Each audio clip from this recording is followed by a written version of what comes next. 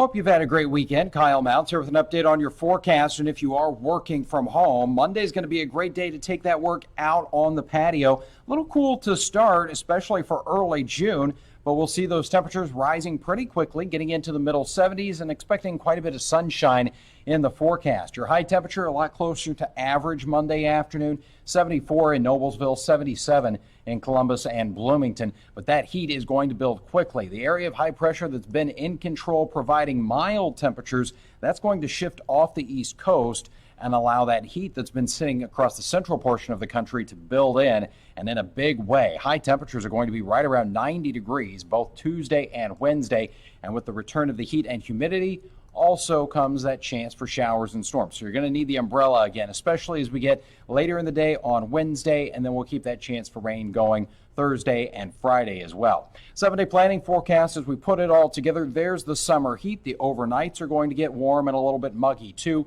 Looking ahead to next weekend, looks like we'll be pretty dry out there with temperatures in the 80s.